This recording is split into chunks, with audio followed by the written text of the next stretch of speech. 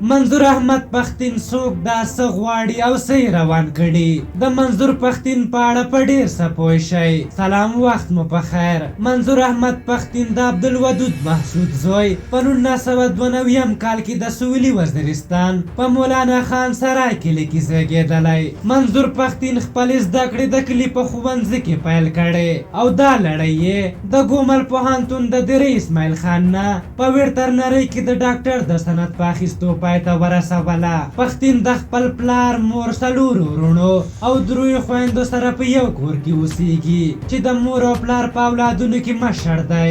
واده یې کړی او یو زوی لري. ښاغلی پښتين په قوم مسید دی. وړوکوالی په خپل کلیوالي کور کې تیر شوی او تنکی ځوان چې په 2009 کال کې د پاکستان د پوځ د ظلمونو په نتیجه کې ډیری اسماعیل خان ته کډوال شو. ښاغلی پښتين د عدم تشدد اتل باچا خان، د روحانیانو د تحریک مشر بایزید روخان او خوشحال خان خټک خپل لارښود مني. پښتين یو ځای ویلي د پښتون قام په وړاندې مو ظلمونه په سترګو لیدل، خو فکر مو نه کوو چې د دوی سره کېدونکي ظلمونه دي د پاکستاني حکومت د رهبرانو لخوا وي.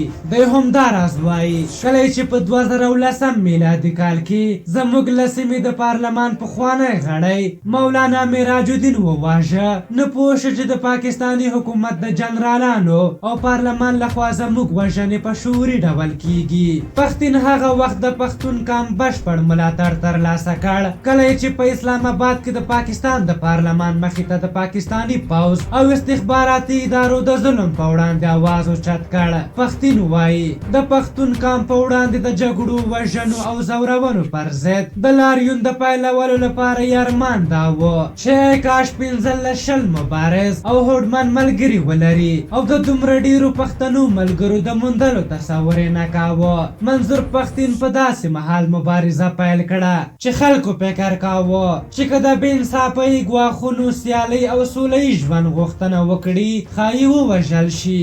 د هغه لپاره مبارزه اسانه نه وه. د پاکستاني پوځ او استخباراتو لخوا د منظور پښتين نږدې ملګري ونیول شول، ووهل شول او حتی ووژل شول چې پکې د کوټې یو مبارز ملګری ارمان لوڼی د پاکستان د امنیتي ځواکونو لخوا په وهلو ووژل شو.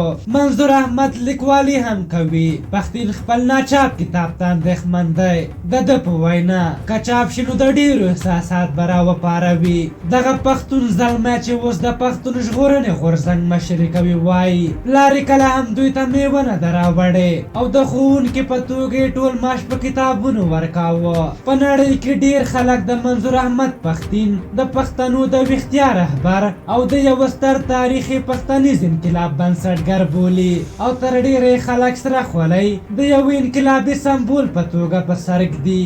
ډیری په دې باور دي چې پښتنو له ډیر وخت وروسته داسې یو څوک پیدا کړ چې دوی پرې راټولېدای شي او د هغه مبارزې ته هیله مند دي.